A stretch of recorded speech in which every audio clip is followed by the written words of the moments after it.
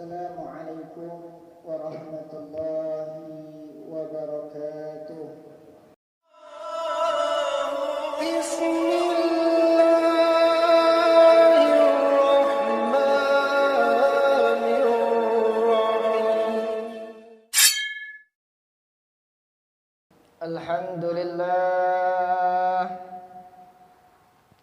Alhamdulillahi Rabbil Alamin. Wassalatu wassalamu ala asyrafil anbiya'i wal mursalin Sayyidina Muhammadin wa ala alihi wa sahbihi ajma'in. Ashhadu an la ilaha illallah wa ashhadu anna Muhammadar Rasulullah. Allahumma salli ala Sayyidina Muhammad wa ala ali Sayyidina Muhammad. Allahumma salli wa sallim wa barik wa karrim wa majid wa azim ala Sayyidina wa habibina wa syafi'ina wa maulana Muhammadin. Amma ba'd. Faya ma'asyiral muslimin, usi wa nafsi wa iyahum bitaqwallahi faqad fadal muttaqun. Wa qala Allah ta'ala fi kitabihil karim wa huwa asdaqul qailin. A'udzu billahi minasy syaithanir rajim. Bismillahirrahmanirrahim. Ya ayyuhalladzina amanu taqullaha haqqa tuqatih wa la tamutunna illa wa antum muslimun. Innahu min Sulaiman wa innahu bismillahirrahmanirrahim. Alla ta'lu alayya wa'tuni muslimin. Hadirin wal hadirat, jemaah salat Jumat yang dimuliakan oleh Allah Subhanahu wa taala. Alhamdulillah, bersyukur kita kepada Allah Subhanahu wa taala dengan mengucapkan alhamdulillah. Bersolawat kita kepada baginda Nabi Muhammad sallallahu alaihi wasallam dengan mengucapkan Allahumma salli ala Sayyidina Muhammad. Hadirin wal hadirat, jemaah salat Jumat yang dimuliakan oleh Allah Subhanahu wa taala.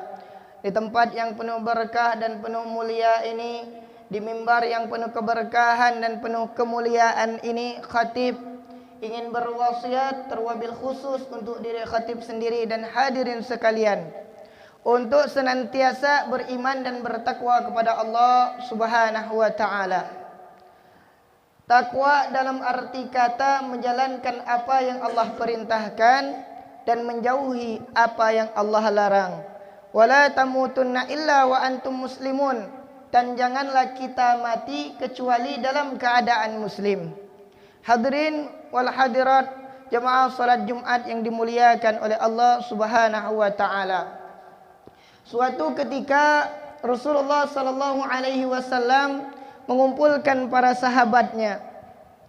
Dipanggil oleh Rasulullah sallallahu alaihi wasallam, "Wahai para sahabatku, berkumpullah. Akan kuberikan wasiat kepada kalian semua." Akhirnya para sahabat berkumpul mendatangi Rasulullah sallallahu alaihi wasallam.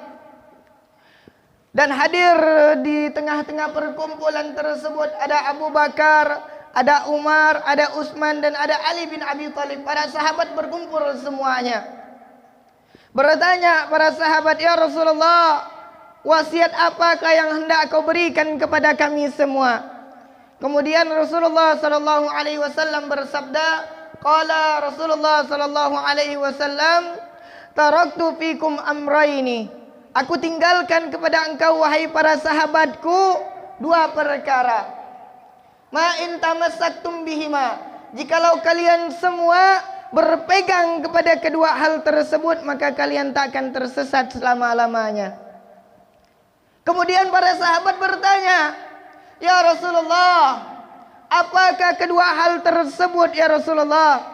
Yang manakala kami berpegang, kami berpedoman, manakala kami menjadikan sandaran, kedua hal tersebut kami tak akan tersesat selama-lamanya. Kami akan selamat dunia dan akhiratnya. Apakah itu ya Rasulullah?" Kemudian Rasulullah sallallahu alaihi wasallam menjawab, yaitu kitabullah wa sunnati, kitab Al-Quran dan sunnah baginda Nabi Muhammad sallallahu alaihi wasallam. Hadirin wal hadirat jemaah salat Jumat yang dimuliakan oleh Allah Subhanahu wa taala. Ketika itu Rasulullah berwasiat kepada para sahabatnya. Artinya saudara, Rasulullah bukan hanya berwasiat, bukan hanya berpesan, bukan hanya meninggalkan untuk para sahabatnya saudara, hanya untuk orang-orang yang di sekitarnya saudara, melainkan Rasulullah ingin itu pesan, itu wasiat sampai kepada umatnya sampai saat sekarang ini. Itu pesan diamalkan oleh umatnya sekarang ini. Itu wasiat dipakai oleh umat sekarang ini. Rasulullah tidak ingin cuma para sahabat, tidak ingin cuma para keturunan beliau yang mengamalkan wasiat itu. Tapi Rasulullah ingin kita semua mengamalkan, kita semua memakai wasiat itu. Kenapa Rasulullah memberikan itu semua? Kenapa Rasulullah sallallahu alaihi wasallam berwasiat seperti itu untuk umatnya? Karena saudara, itulah bentuk tanda cinta baginda Rasulullah sallallahu alaihi wasallam kepada kita semua. Itulah bentuk kasih sayang, bentuk suka, cinta daripada baginda Rasulullah sallallahu alaihi wasallam kepada kita semua saudara. Bahkan dikatakan di dalam riwayat hadis-hadis yang sahih, tatkala Rasulullah sallallahu alaihi wasallam akan meninggal dunia, yang beliau cari saudara bukan anak, yang beliau cari bukan istri, yang beliau cari bukan para sahabat saudara. Tapi ketika itu malaikat Jibril datang, diutus oleh Allah Subhanahu wa taala. Tanyakan kepada Rasulullah sallallahu alaihi wasallam, tanyakan kepada Muhammad, apalagi yang belum ia selesaikan? Apakah sudah nyawanya boleh dicabut? Apakah sudah rohnya dicabut dari jasadnya?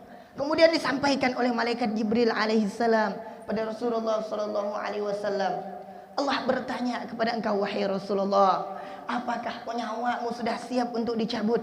Kemudian Rasulullah bertanya, tanyakan kepada Allah, apakah setelah aku meninggal, setelah aku meninggalkan para sahabatku, aku meninggalkan umatku, nanti mereka semua akan tetap menjalankan apa yang disyariatkan.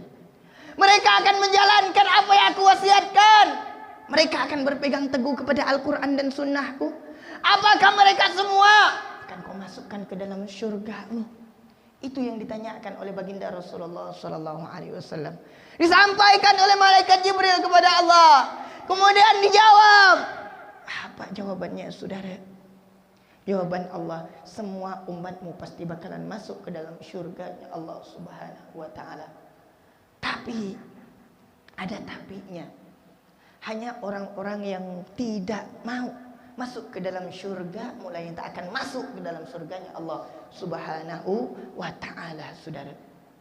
Artinya kita semua bakalan masuk surga, tapi bagi yang mau masuk ke dalam surganya Allah Subhanahu wa taala. Itu adalah bentuk tanda cintanya Rasulullah sallallahu alaihi wasallam kepada kita semua. Hadirin wal hadirat yang dirahmati oleh Allah Subhanahu wa taala. Rasulullah berwasiat Al-Quran dan sunnah baginda Nabi Muhammad sallallahu alaihi wasallam. Kenapa Rasulullah wasiatkan Al-Quran? Kenapa tidak dengan kitab yang lainnya? Kitab Taurat, bukankah itu adalah kitabnya Allah Subhanahu wa taala, saudara? Yang diturunkan kepada Nabi Allah juga, saudara. Kenapa tidak dengan kitab Taurat, Zabur dan Injil? Kenapa harus dengan kitab Al-Quran? Karena Allah yang menjamin. Dalam surah Al-Waqi'ah Allah firmankan, innahu laqur'anun karim. Sungguhnya ini kitab Al-Quran saudara mulia. Tak ada yang bisa menandingi kemuliaan daripada kitab Al-Quran tersebut. Dalam surah Al-Baqarah juga dikatakan ayat yang kedua, dzalikal kitabu la raiba fi hudal lil muttaqin. Ini kitab Al-Quran yang Allah turunkan, itu kitab yang luar biasa. Tidak ada keraguan di dalamnya. Tidak ada keraguan saudara di dalam kitab Al-Quran semua. Hudan lil muttaqin, itu petunjuk untuk orang-orang yang bertakwa. Petunjuk untuk kita semua yang ada di masjid ini, saudara.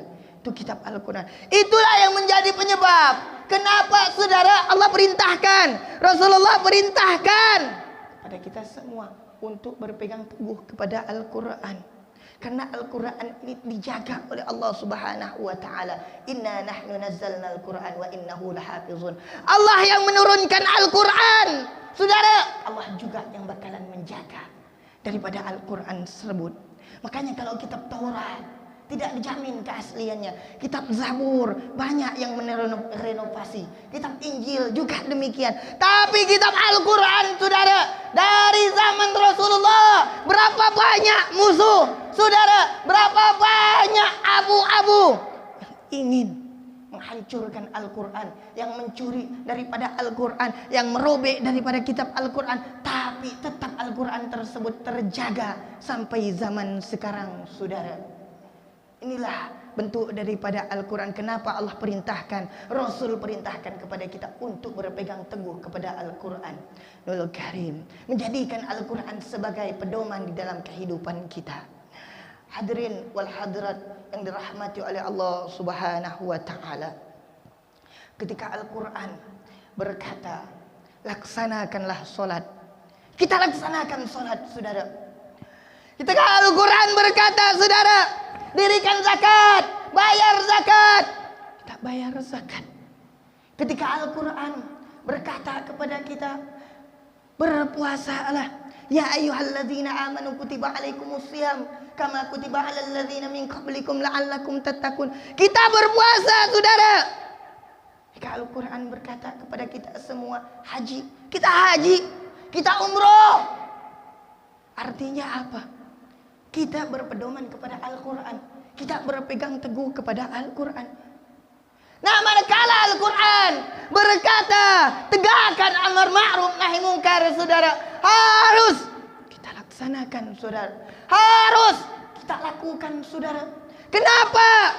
Karena Al-Quran yang berkata udkhulu fis silmi kafah. Kalau kalian semua, kita semua masuk ke dalam Al-Quran, masuk ke dalam ajaran agama Islam, berpegang teguh kepada Al-Quran, saudara, maka ikuti semua ajaran. Apa yang diperintahkan dalam Al-Quran, semuanya laksanakan, saudara. Jangan pilih-pilih, kena ayat yang baik, yang bagus, sholat, amar ma'ruf, dikerjakan. Melainkan nahi mungkar, saudara, tak mau dikerjakan. Ini dibilang bukan seperti itu, saudara. Harus semuanya. Makanya udkhulu fis silmi kafah. Al-Quran bilang salat. Al-Quran bilang puasa, haji. Amar ma'ruf, kerjakan amar ma'ruf nahi mungkar. Apakah ada, Ustaz, ayat tentang amar ma'ruf nahi mungkar? Ada.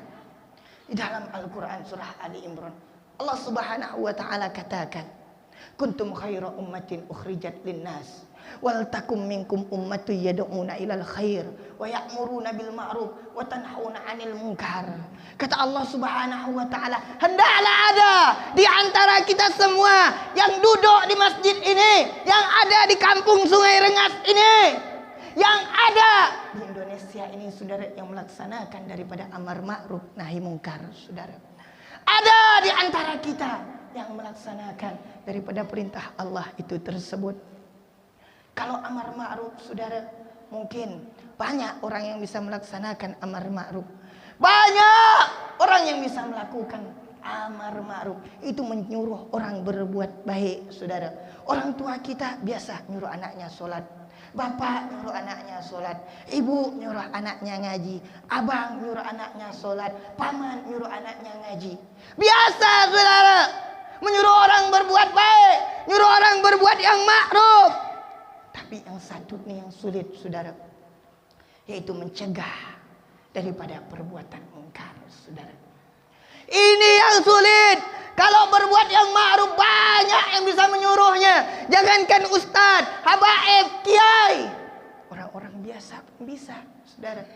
Tapi untuk mencegah dari yang mungkar, ini yang sulit. Terkadang para ustadz hanya menyampaikan yang ma'ruf, hanya mampu berbuat yang ma'ruf, tapi tak mampu menyampaikan daripada yang mungkar, saudara. Tak mampu menyampaikan untuk mencegah dari perbuatan mungkar, saudara. Maka daripada itu, kenapa kita harus mencegah dari perbuatan mungkar, saudara. Kenapa itu harus kita laksanakan? Karena Rasulullah yang mengatakan, ketika kita melihat suatu kemungkaran, marra'a minkum mungkaran, ketika kita semua ra'ya, ketika kita melihat suatu kemungkaran di depan mata kita, ada di depan mata kita, saudara, maka wajib falyughayyirhu biyadihi, wajib kita mencegahnya dengan tangan kita. Saya tidak mampu dengan tangan, Ustaz. Saya tak mampu dengan kekuatan. Saya hanya mampu dengan lisan. Tak mampu dengan tangan. Fa illam yastati fa bilisani, yaitu dengan lisan. Saya tak mampu dengan lisan. Saya tak punya kekuatan. Saya tak bisa bicara. Saya bukan ustaz. Tak mampu dengan lisan kita, saudara. Fa biqalbihi, yaitu dengan hatinya kita. Apa yang harus kita lakukan dengan hati? Doakan orang tersebut ketika kita melihat suatu kemungkaran, saudara. Manakala kita biarkan suatu kemungkaran tersebut, saudara, maka Allah akan marah, Allah akan murka kepada kita semua, saudara. Contohnya apa? Kalau kita mau lihat dulu pada zaman sahabat, ada satu kampung yang luar biasa, saudara. Itu kampung penduduknya 3.000 lebih, luar biasa, saudara. Amalannya seperti amalan para nabi, saudara. Sholatnya mantap, tahajudnya mantap, luar biasa, saudara. Sampai-sampai kampung itu dikatakan kampungnya para nabi, saudara. Tapi apa boleh jadi, saudara? Kampung itu Allah turunkan bencana, Allah turunkan bala, musibah, hancur, saudara. Usut punya usut. Kenapa ini kampung Allah turunkan bala, Allah turunkan bencana, musibahnya, saudara? Ternyata memang banyak orang soleh, ternyata memang banyak orang yang alim, tapi kemungkaran begitu banyak yang didiamkan. Orang yang saleh tak mau mencegah daripada kemungkaran tersebut, saudara. Akhirnya Allah marah, Allah murka, Allah turunkan bala bencana, hancur propaganda, saudara. Allah tak pandang, walau kau ulama, walau kau ustad, walau kau kiai. Allah hancur ratakan semua, saudara. Mau lihat yang zaman sekarang di Aceh, dulu Darussalam luar biasa, saudara. Serambi Mekah, kota yang mulia, tapi Allah turunkan banjir, habis menghantam kota Aceh, saudara. Berapa jiwa, berapa nyawa yang hancur, mati, meninggal dunia. Bukan hanya orang yang berbuat maksiat, saudara, tapi anak-anak kecil yang tak berdosa, anak-anak yang baru lahir, anak-anak yang masih sekolah, saudara, hancur semua, mati, saudara. Kenapa? Karena banyaknya orang alim yang diam terhadap kemungkaran. Baru-baru sekarang, saudara, kita lihat di Beijing, Cina, tenggelam kota Beijing, Cina, mobil hanyut, rumah tenggelam, saudara, tidak ada yang bisa menyelamatkan. Semua ketakutan, lari dari kotanya masing-masing, saudara, menyelamatkan diri. Usut punya usut, kenapa? Itu Beijing hancur. Ternyata 80% penduduk kota Beijing, saudara, adalah LGBT, saudara. Allah marah, Allah murka pada kita semua, pada penduduk. Kalau itu Beijing, Aceh, Darussalam, zaman sahabat, bagaimana dengan Pontianak? Bagaimana dengan Sungai Rengas? Kampung kita. Kampung kita tidak ada sungai. Kampung kita tidak ada gunung. Tidak ada gunung meletus. Tak akan terjadi musibah. Siapa yang bilang? Saudara, bisa jadi Allah turunkan bencana lewat hal yang lainnya. Allah turunkan hujan berhari-hari sampai 1 bulan. Tenggelam kita punya kota, saudara. Itu kalau kita diam terhadap kemungkaran. Bukan hanya orang yang berbuat maksiat, anak-anak kita, keturunan kita yang baru mau sekolah, yang masih ingin belajar, meneruskan bangsa dan negaranya, saudara. Hampir habis semua, saudara. Manakala kita biarkan kemungkaran, manakala kita biarkan, kita hanya tutup mata, sibuk dengan ibadah, sibuk dengan masjid, sibuk dengan sedekah, sibuk dengan sholatnya, kita tak peduli terhadap kemungkaran, saudara. Maka dikatakan oleh Rasulullah sallallahu alaihi wasallam dalam hadis qudsi, "Walladzi nafsi biyadihi," demi jiwaku yang berada di dalam genggamannya, "La ta'muruna bil ma'ruf wa la tanhauna 'anil munkar." Kalau tak kalian laksanakan, tak kalian lakukan amar ma'ruf nahi munkar, kata Rasulullah sallallahu alaihi wasallam, "Aw la yushikanna 'alaikum iqaban min indihi," atau aku akan cepatkan, ratakan, turunkan musibah kepada kalian, saudara. Apakah tidak mungkin? Mungkin, saudara. Sekarang kita lihat saudara kita di Rempang, saudara, Batang, hancur, habis, saudara, digusur oleh pemerintah, diusir oleh pemerintah, saudara. Apa yang akan kita lakukan? Apa yang bisa kita bantu, saudara, terhadap saudara kita? Apakah mereka adalah orang-orang yang bermaksiat? Bukan. Apakah mereka orang-orang yang koruptor? Bukan. Mereka adalah rakyat biasa, orang-orang penduduk pribumi, saudara. Tapi tega-teganya pemerintah, tega-teganya aparat, tega-teganya polisi, tentara. Habis aku kebantam, saudara. Mereka ditembaki, mereka dianjing-anjingkan, saudara, oleh pemerintah. Apakah kita tinggal diam terhadap saudara kita yang memerlukan bantuan kita, yang memerlukan suara kita, yang memerlukan pertolongan? Saudara, tidak, kita tidak bisa diam. Maka daripada itu suarakan apa yang bisa kita bantu, yang bisa bantu dengan tenaga, bantu dengan tenaga, yang bisa bantu dengan suaranya, kita suarakan, yang bisa bantu dengan tanda tangan, bantu dengan tanda tangan, saudara. Itulah pertolongan yang bisa kita lakukan. Hari ini mereka yang diusir, hari ini mereka yang digusur, anak-anak mereka dibunuh, suaminya yang melawan dipenjarakan, dibunuh, ditembak. Habis mati-matian mereka membela mereka, saudara. Hari ini mereka, besok lusa, jikalau kita diam terhadap pemerintah yang zalim, bisa jadi kota Pontianak, Sungai Rengas, giliran kita bakalan digusur oleh pemerintah yang zalim, saudara. Kita akan diusir dari kampung halaman kita. Kampung halaman kita akan diganti oleh penduduk Cina bangsat, saudara. Inna lillahi wa inna ilaihi rajiun. Jangan sampai. Maka daripada itu kita suarakan kebenaran, kita tolong saudara kita, kita tunjukkan bahwasanya umat Islam Melayu kita punya kekuatan, kita tegakkan sesuai dengan Pancasila, keadilan sosial bagi seluruh rakyat Indonesia, bukan untuk rakyat Cina, saudara. Hadirin wal hadirat yang dirahmati oleh Allah Subhanahu wa taala.